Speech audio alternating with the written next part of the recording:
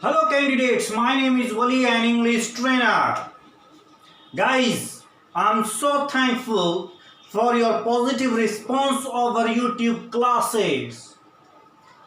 और पहली बार जो मेरे वीडियो को देख रहे हैं उनसे मेरा रिक्वेस्ट, सब्सक्राइब करके बेल आइकन को ज़रूर प्रेस कर दें और शेयर कर दें, जिससे कि और भी स्टूडेंट्स को इसका फायदा हो सके। चलिए देखते हैं आजकल जो क्लास हो रहा है, मैं जो ले रहा हूं वह है टेंस। आज का टॉपिक है पास्ट कॉन्टिन्यूअस टेंस।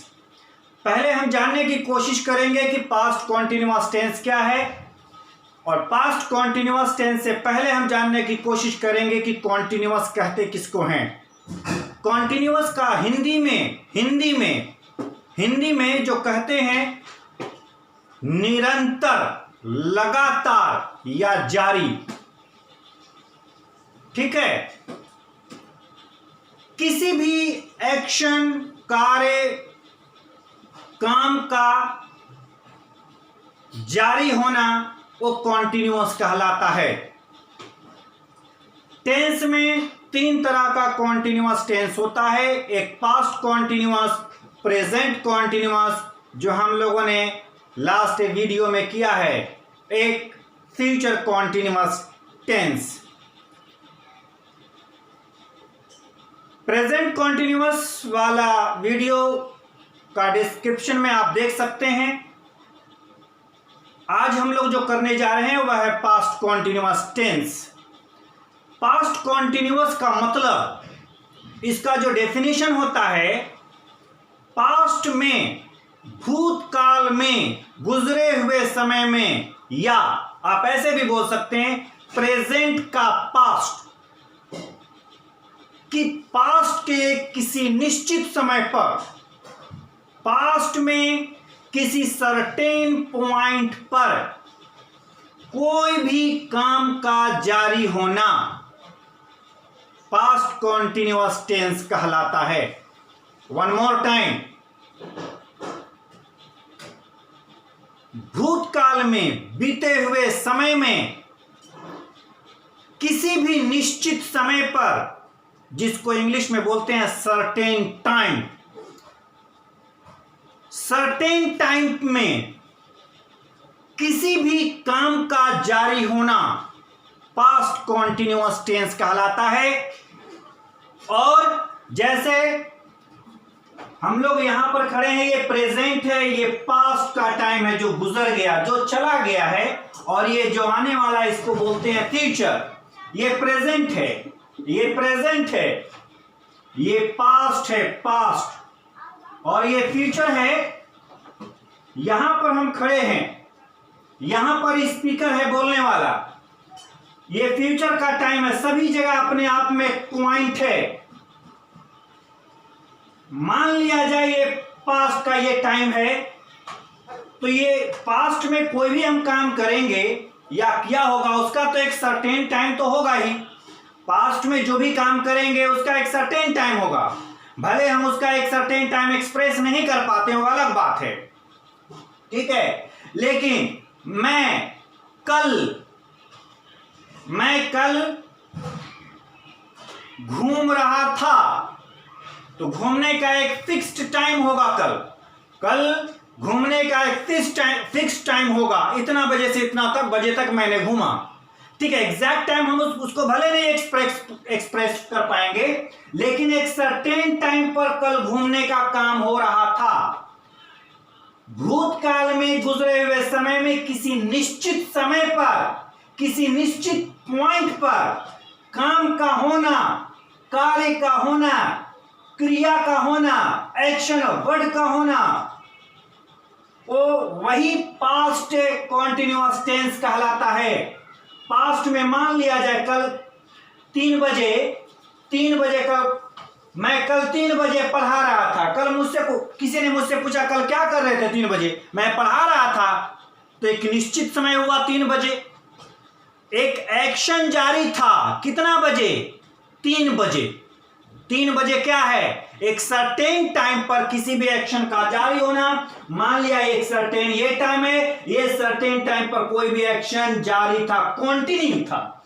कोई भी एक्शन, कोई भी कार्य, कोई भी क्रिया, चाहे जैसा भी वो क्रिया हो, जारी हो किसी सर्टेन टाइम पर, उस चीज को अगर आप एक्सप्रेस करना चाहते हैं तो पास्ट कॉन्टिन्यूअस टेंस का इस्तेमाल करके जो सिस्टम होता है उसे हम यूज कर सकते हैं। पास्ट कॉन्टिन्यूअस टेंस का जो सिस्टम है, सबसे पहले सब्जेक्ट, उसके बाद वॉज, वर्ब, उसके बाद कॉन्टिन्यूअस टेंस में कौन सा फॉर्म आता है वर्ब का? Fourth form. अगर और कुछ आता है लास्ट में तो उसे हम बोलते हैं अदर वर्ड या ऑब्जेक्टिव। ठीक है, लेकिन हम लोग कॉन्टिन्यूअस टेंस में, जैसा मैंने कई बार बताया भी है कि कॉन्टिन्यूअस टेंस में बी का फॉर्म इस्तेमाल किया जाता है। कॉन्टिन्यूअस टेंस में बी का फॉर्म इस्तेमाल किया जाता है। देखिए 3 तरह का कॉन्टिन्यूअस टेंस होता है, past, present, future. Past, present, future. उसी तरीके से बी का 3 फॉर्म होता है। बी का 3 फॉर्म, पास्ट के लिए दूसरा फॉर्म, पास्ट के लिए दूसरा फॉर्म। और मैंने कई बार बोला कि second form of the verb is, it means past. Second form of verb, verb का दूसरा फॉर्म का मतलब ही होता है पास्ट। ठीक है, और इज, एम आर, ये वर्ब का पहला फॉर्म है, और पहला फॉर्म का मतलब ये होता है प्रेजेंट के लिए। प्रेजेंट कॉन्टिन्यूअस में ये वाला यूज करते हैं, पहला। और एक्शन वर्ड, फ्यूचर का टेंस बताने के लिए जो हमारे पास कोई भी एक्शन वर्ड इंडिकेट नहीं करता है फ्यूचर टेंस बताने के लिए, बल्कि फ्यूचर टेंस बताने के लिए उसके लिए 2 मोडाल हेल्पिंग वर्ब होता है, जो शैल और विल है। मेन वर्ब, ये जैसे ये क्या है, ये वर्ब जो है, जिसका 5 फॉर्म होता है, वो फ्यूचर टेंस नहीं बताता है, बल्कि फ्यूचर टेंस को जानने के लिए फ्यूचर का फ्यूचर के लिए विल और शैल, जो एक मोडाल हेल्पिंग वर्ब है, वही इंडिकेट करता है फ्यूचर टेंस के लिए। ये वर्ब का पहला फॉर्म है इज, एम आर, जो प्रेजेंट बताता है, और वर्ब का पहला फॉर्म का मतलब ही होता है प्रेजेंट, और सेकेंड फॉर्म का मतलब ही होता है पास्ट। तो हम लोग क्या पढ़ रहे हैं अभी? Past continuous. तो पास्ट कॉन्टिन्यूअस जो हेल्पिंग वर्ब का इस्तेमाल होता है वो वॉज और वर का इस्तेमाल होता है, और प्रेजेंट कॉन्टिन्यूअस में इज, एम आर का इस्तेमाल करते हैं। फ्यूचर में विल बी और शैल बी का इस्तेमाल किया जाता है। जैसे मैंने आपको पास्ट का तो डेफिनेशन बताया, प्रेजेंट का डेफिनेशन होता है प्रेजेंट कॉन्टिन्यूअस बोलते वक्त, देखते वक्त और सुनते वक्त किसी भी काम का जारी होना, या नहीं तो फिर करंट में या वर्तमान में कोई भी एक्शन जारी है, देखते वक्त, बोलते वक्त या सुनते वक्त, वर्तमान में या करंट में अभी कोई भी काम का जारी होना, कोई भी कार्य का जारी होना, कोई भी क्रिया का जारी होना, वो प्रेजेंट कॉन्टिन्यूअस टेंस कहलाता है। फ्यूचर कॉन्टिन्यूअस टेंस भी एक मर्तबा मैं इसको डिफाइन कर देता हूं। फ्यूचर कॉन्टिन्यूअस टेंस, फ्यूचर में किसी भी निश्चित समय पर किसी भी एक्शन का जारी होना। फ्यूचर में किसी निश्चित समय पर कोई भी एक्शन जब जारी रहेगा, उसको आप बताना चाहते हैं प्रेजेंट में, उसको बोला जाता है फ्यूचर कॉन्टिन्यूअस। ठीक है, पास्ट कॉन्टिन्यूअस टेंस को हम प्रेजेंट में रख करके एक्सप्रेस करेंगे, प्रेजेंट कॉन्टिन्यूअस को रख करके हम प्रेजेंट कॉन्टिन्यूअस टेंस को एक्सप्रेस करते हैं, व्यक्त करते हैं, और फ्यूचर कॉन्टिन्यूअस टेंस को एक्सप्रेस व्यक्त करने के लिए भी हम प्रेजेंट में ही हम एक्सप्रेस करते हैं पास्ट कॉन्टिन्यूअस का भी, पास्ट कॉन्टिन्यूअस टेंस का जो सेंटेंसेस होता है। ठीक है, मैंने बताया है कि प्रेजेंट वर्ब का पहला फॉर्म का मतलब प्रेजेंट और सेकेंड फॉर्म का मतलब पास्ट। ठीक है, तो पास्ट कॉन्टिन्यूअस सेकेंड फॉर्म का मतलब ही, I repeat it time and again, कि सेकेंड फॉर्म जो होता है वर्ब का वो पास्ट ही इंडिकेट करता है, और वर्ब का पहला फॉर्म इज, हमारी ये पहला फॉर्म है, और पहला फॉर्म का मतलब होता है प्रेजेंट।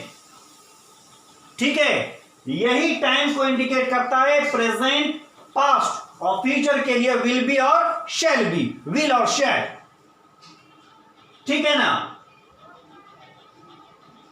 चलिए तो आगे देखते हैं हम लोग, वाक्य लेते हैं बनाने का। एक वाक्य को 6 तरीके से हम लोग ट्विस्ट कर सकते हैं, पॉजिटिव नेगेटिव, पॉजिटिव नेगेटिव, इसी का ये नेगेटिव है, ये इंट्रोगेटिव, और ये है इसका नेगेटिव, ये सेकंड इंट्रोगेटिव बोला जाता है, और इसका नेगेटिव ये होता है। एक वाक्य लेते हैं, उसको हम इस पर ट्रांसलेट करके दिखाऊंगा आप लोगों को, ठीक है। ओके,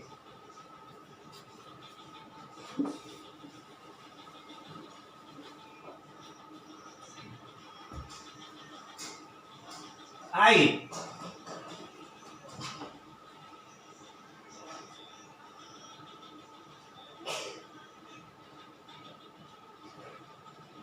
आप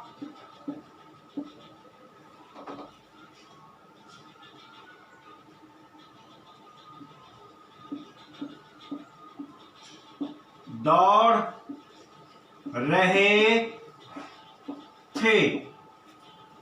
वाक्य है पास्ट का। हिंदी में कैसे पता चलता है? लास्ट में जब सहायक क्रिया होता है था, थे, थी, उसी से तो पता चलता है कि पास्ट है ना। तो इंग्लिश में कैसे पता चलेगा? यहां पर सब्जेक्ट के बाद जो आने वाला वर्ब होता है, सब्जेक्ट के बाद, सब्जेक्ट को हिंदी में बोलते हैं कर्ता, कर्ता का मीन्स करने वाला, और टेंस में ये जो सब्जेक्ट होता है यही एक्शन करता है इसको, और ये क्या करता है? ये टेंस बताता है। ये क्या बताता है? टेंस, ठीक है। मैं एक वाक्य लिया, आप दौड़ रहे थे, आप दौड़ रहे थे, ये आप दौड़ रहे थे, आप दौड़ रहे थे। पास्ट में कोई भी एक्शन कंटिन्यू था, पास्ट में जो समय गुजर गया और दौड़ने का एक टाइम होगा, इतना बजे से इतना बजे तक, ठीक है।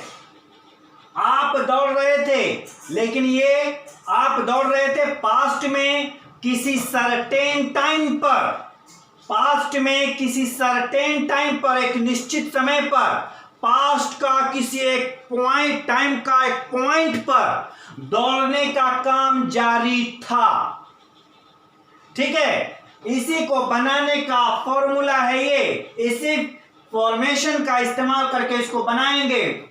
फॉर्मेशन का था सबसे पहले सब्जेक्ट, सब्जेक्ट को हिंदी में बोलते हैं करने वाला।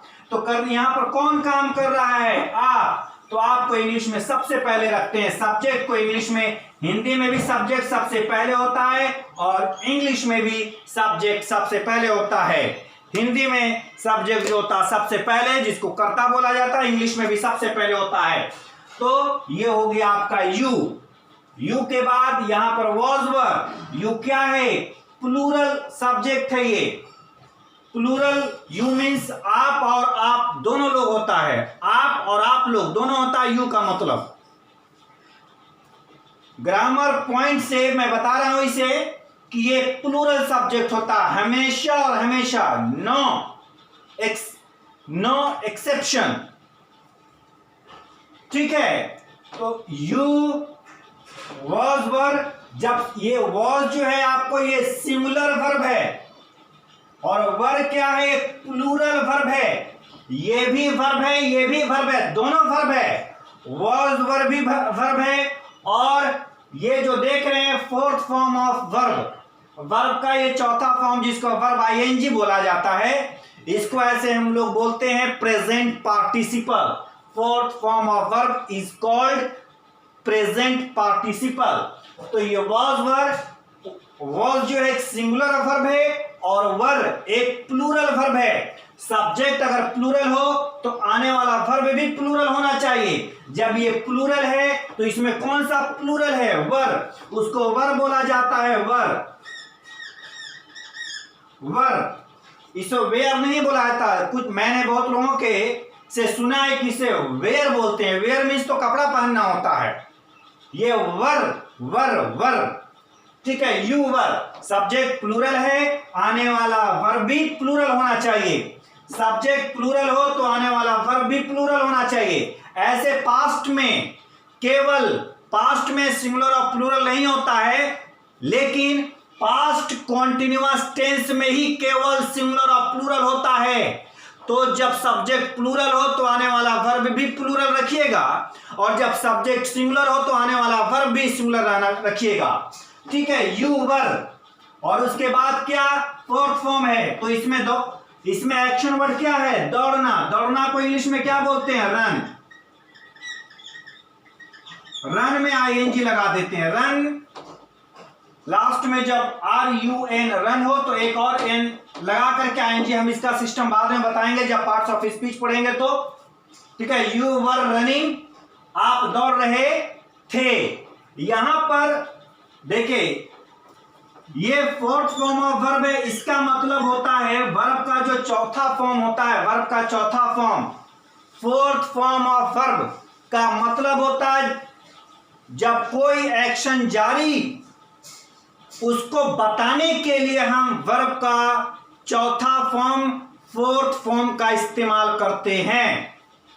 तो प्रेजेंट कॉन्टिन्यूअस में भी कोई भी एक्शन जारी होता है, वहां पर भी हम फोर्थ फॉर्म यूज करते हैं। पास्ट कॉन्टिन्यूअस में भी कोई भी हम एक्शन का जारी होने की ही बात कर रहे हैं यहां पे, तो इसमें भी फोर्थ फॉर्म का इस्तेमाल करेंगे। और फ्यूचर में भी अगर आप अज्यूम करते हैं, इमेजिनेशन करते हैं कि फ्यूचर में इस समय पर कोई काम जारी रहेगा, जारी रहेगा मतलब फोर्थ फॉर्म, कोई भी काम का जारी होना वो फोर्थ फॉर्म ऑफ वर्ब का अप्लाई करते ही करते हैं। फोर्थ फॉर्म ऑफ वर्ब का मतलब कोई भी एक्शन का जारी होना।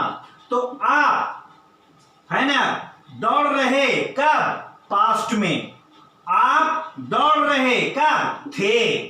अगर यहां पर आप आर कर देते हैं तो आप दौड़ रहे हैं, प्रेजेंट में हो जाएगा। तो गौर कीजिए थोड़ा सा, सब्जेक्ट के बाद आने वाला वर्ब ही क्या बता रहा है, पास्ट और प्रेजेंट। सब्जेक्ट के बाद, I repeat, listen it carefully, very very very important point. Subject के बाद आने वाला वर्ब, चाहे वो हेल्पिंग वर्ब हो या मेन वर्ब हो, वही टेंस बताता है। वॉज वर्ब में सेकेंड फॉर्म, और सेकेंड फॉर्म का मतलब पास्ट, और फर्स्ट फॉर्म का मतलब प्रेजेंट। तो ये वॉज वर्ब पास्ट है, वॉज वर्ब क्या है, सेकेंड फॉर्म है ये, और सेकेंड फॉर्म का मतलब पास्ट। तो वर्ब पास्ट बताएगा। इज MR पहला फॉर्म है, और पहला फॉर्म का मतलब प्रेजेंट। यू आर रनिंग, आप दौड़ रहे हैं। और विल शैल का मतलब फ्यूचर, और यहां पर बी अगर लग जाता है तो इसका मतलब कॉन्टिन्यूअस टेंस में हम बी का फॉर्म इस्तेमाल करते हैं एज हेल्पिंग वर्ब के रूप में।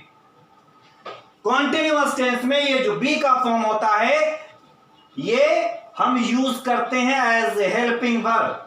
तो ये तो विल और शैल दिखा रहा है, तो यहां पर बी का मतलब क्या हुआ, कॉन्टिन्यूअस टेंस में बी का फॉर्म इस्तेमाल करते हैं। ये तो आपको विल और शैल इस्तेमाल दिखाता है, ये विल और शैल फ्यूचर बता रहा है। ये बी जो है आपको कॉन्टिन्यूअस का है, बी का फॉर्म इस्तेमाल क्या है, तो बी का पास्ट फॉर्म ये हो गया, बी का प्रेजेंट फॉर्म ये हो गया।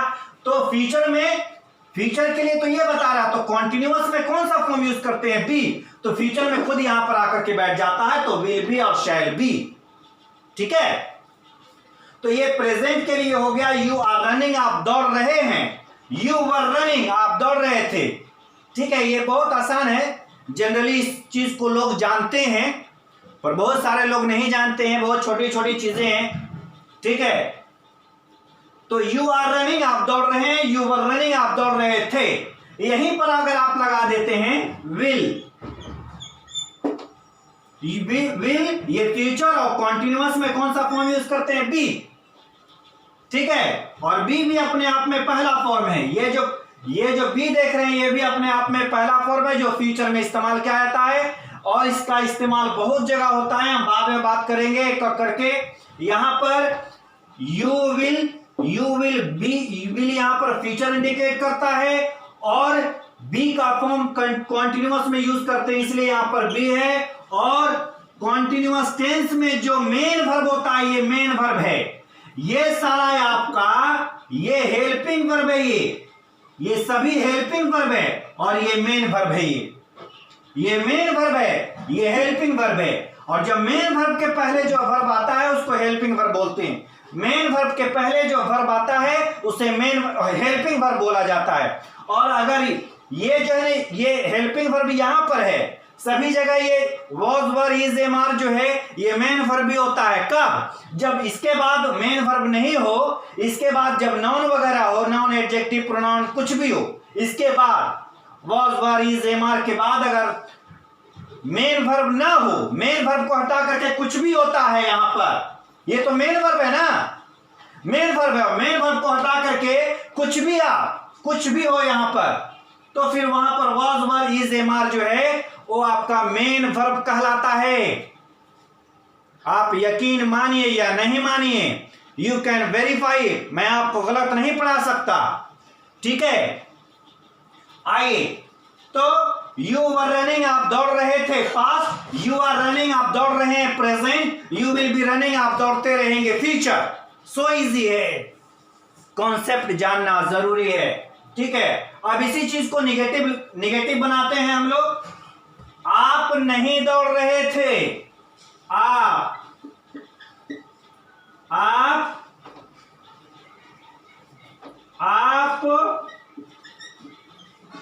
नहीं दौड़ रहे थे, आप नहीं दौड़ रहे थे, कुछ नहीं करना है, वही चीज है, बस वॉजंट लगा देंगे, वरंट लगा देंगे। सब्जेक्ट जब सिंगुलर हो तो वॉजंट, सब्जेक्ट जब प्लूरल हो तो वरंट, ठीक है।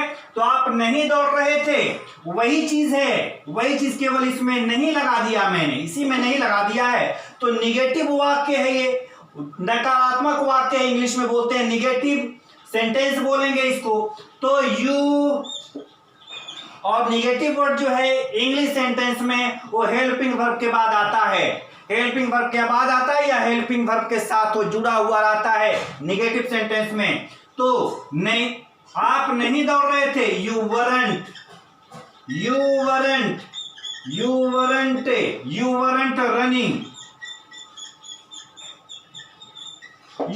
रनिंग, आप नहीं दौड़ रहे थे। इसी चीज को बोलना, आप नहीं दौड़ रहे हैं, कुछ नहीं करना है। यू एक प्लूरल है, यू प्लूरल है, तो आप प्लूरल जब है तो आने वाला वर्ब भी प्लूरल होना चाहिए। तो आर क्या, इसमें प्रेजेंट में ये वाला आर है, ये प्लूरल है, इज जो है सिंगुलर है, और एम का इस्तेमाल केवल आई के साथ किया जाता है, जो हम डिस्कस किए हैं पिछले वाले वीडियो में। तो यू वरंट रनिंग, आप नहीं दौड़ रहे थे। अगर इसी चीज को प्रेजेंट में बोलना है तो यू आरंट रनिंग, आप नहीं दौड़ रहे हैं। इसी चीज को फ्यूचर में बोलना है तो you will not be running, you will बोलिए या विल नॉट या विल वॉन्ट, एक ही चीज है, will not be running, you will not be running, आप नहीं दौड़ते रहेंगे, यू विल नॉट। कई लोग बोलते हैं इसका जो कॉन्ट्रैक्शन होता है, विल नॉट का कॉन्ट्रैक्शन फॉर्म वॉन्ट, ठीक है। अब इसका इंट्रोगेटिव लेते हैं हम लोग, इसी चीज का इंट्रोगेटिव लेते हैं।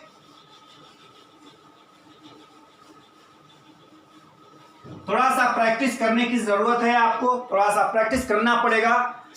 लॉजिक जान गए, उसके बाद प्रैक्टिस कीजिए, वर्ब उठा करके।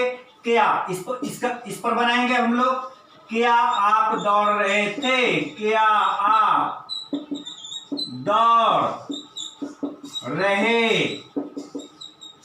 दौड़ रहे थे। यहां पर अगर हैं कर देते हैं, क्या आप दौड़ रहे हैं, क्या आप दौड़ते रहेंगे, क्या आप दौड़ते रहेंगे, क्या आप दौड़ते रहेंगे, क्या आप दौड़ते रहेंगे, ठीक है। क्या आप दौड़ रहे थे, क्या आप दौड़ रहे हैं, क्या आप दौड़ते रहेंगे, फ्यूचर के लिए तीनों टेंस। जब हिंदी का वाक्य क्या से शुरू होता है तो प्रश्नवाचक वाक्य कहलाता है। इंग्लिश में जब सबसे पहले हेल्पिंग वर्ब आता है तो वह इंट्रोगेटिव सेंटेंस कहलाता है। आज देखते हैं, सबसे पहले इंग्लिश में वॉज या वर आएगा। सब्जेक्ट के हिसाब से आता है वॉज वर। सब्जेक्ट अगर सिंगुलर हो, सब्जेक्ट सिंगुलर हो तो वॉज। क्योंकि वॉज जो है एक सिंगुलर सब्जेक्ट है, सॉरी सिंगुलर वर्ब है, और जब सब्जेक्ट सिंगुलर हो तो आने वाला वर्ब भी सिंगुलर होना चाहिए। सब्जेक्ट अगर प्लूरल हो तो साथ में जो वर्ब रहेगा वो भी प्लूरल होना चाहिए। सब्जेक्ट अगर प्लूरल हो तो ये वर्ब प्लूरल होना चाहिए। ठीक है, ये भी वर्ब है, ये वर्ब है, ये भी वर्ब, ये भी वर्ब। फर्क ये है कि ये हेल्पिंग वर्ब है, ये मेन वर्ब है। हाँ चलिए, क्या आप दौड़ रहे थे किसी से भी क्वेश्चन करने के लिए जिसका आंसर यस नो में होता है, जिसका आंसर यस नो में होता है, हाँ और नहीं में, उसको इंग्लिश में कैसे पूछते हैं? सबसे पहले हेल्पिंग वर्ब, और इसमें हेल्पिंग वर्ब क्या है? Was verb. तो यहां पर सब्जेक्ट देखेंगे, सब्जेक्ट क्या प्लूरल है। जब सब्जेक्ट प्लूरल है तो हेल्पिंग वर्ब भी प्लूरल आना चाहिए, वर्ब भी प्लूरल आना चाहिए। वर्ब वर्ब, उसके बाद क्या? सब्जेक्ट वर यू, उसके बाद क्या? Main verb. मेन वर्ब इसमें क्या? दौड़ना, दौड़े, मेन वर्ब दौड़ना, एक्शन वर्ब। दौड़ेंगे तो देखिए यहां पर एक्शन हो रहा है। ठीक है, इसलिए इसको बोला जाता है एक्शन वर्ब है। और ये है आपका helping verb, were you running. Were you running, यहां पर क्वेश्चन मार्क लगेगा क्योंकि ये एक इंट्रोगेटिव सेंटेंस है। और कुछ, ये तो प्रेजेंट, वर मतलब पास्ट, दूसरा फॉर्म का मतलब ही होता है पास्ट, और पहला फॉर्म का मतलब प्रेजेंट। तो ये पास्ट, क्या आप दौड़ रहे थे? अगर यहां पर आप केवल प्रेजेंट का हेल्पिंग वर्ब लगा देते हैं, इज एम आर क्या होता है? प्रेजेंट के लिए यूज करते हैं। सब्जेक्ट देखेंगे यहां पर प्लूरल है तो हेल्पिंग वर्ब भी प्लूरल होना चाहिए। तो हेल्पिंग वर्ब प्रेजेंट के लिए कौन सा होता है? प्लूरल। इज एम आर में आर प्लूरल वर्ब है। तो आर यू रनिंग, क्या आप दौड़ रहे हैं? वर यू रनिंग, क्या आप दौड़ रहे थे? क्या आप दौड़ते रहेंगे? कुछ नहीं करना है, बहुत आसान है साहेब, बस लॉजिक जानने की जरूरत है। विल यू, यहां पर करेंगे थोड़ा सा, विल यू यहां पर बी है, will you be running, R U double N I N G, will you be running. यहां पर ये तो फ्यूचर इंडिकेट कर रहा है। मैं बार बार बोल रहा हूं कि ये जो बी है, ये बी का फॉर्म जो है कॉन्टिन्यूअस टेंस में आता ही आता है। प्रेजेंट के लिए is am are, present continuous के लिए, पास्ट कॉन्टिन्यूअस के लिए वॉज वर, और फ्यूचर कॉन्टिन्यूअस के लिए यहां पर देखिए ये तो फ्यूचर इंडिकेट कर रहा है, लेकिन कॉन्टिन्यूअस में बी का फॉर्म तो यहां पर बी है। विल यू बी रनिंग, क्या आप दौड़ते रहेंगे? ठीक है ना। अब इसी का निगेटिव करना है। क्या आप नहीं दौड़ते रहे? क्या आप नहीं दौड़ रहे थे? क्या आप नहीं दौड़ रहे हैं? क्या आप नहीं दौड़ते रहेंगे? क्या आप नहीं दौड़ रहे थे? तो यहां पर वरंट कर देंगे, वरंट यू रनिंग। क्या आप दौड़ रहे? क्या आप नहीं दौड़ रहे हैं? क्या आप नहीं दौड़ रहे हैं? क्या आप नहीं दौड़ रहे हैं? इसी का निगेटिव आरंट यू रनिंग। ठीक है, क्या आप नहीं दौड़ते रहेंगे? फ्यूचर के लिए क्या आप नहीं दौड़ते रहेंगे? तो विल नॉट, यहीं पर आप वांट कर सकते हैं, या वांट का इस्तेमाल आप यहां पर भी ले जा सकते हैं। विल यू नॉट बी, या नहीं तो फिर वांट यहीं पर कर दीजिए, क्योंकि हेल्पिंग वर्ब के साथ आता ही आता है क्या? Negative verb. तो वॉन्ट यू बी रनिंग, क्या आप नहीं दौड़ते रहेंगे? ठीक है, ये आपका हो गया इंट्रोगेटिव प्लस निगेटिव भी होगा। ये इंट्रोगेटिव है, ये इसका निगेटिव है, इसी का निगेटिव ये पॉजिटिव, ये निगेटिव, और ये इंट्रोगेटिव, और ये जो है इसी का निगेटिव है। ये जो है सेकेंड इंट्रोगेटिव।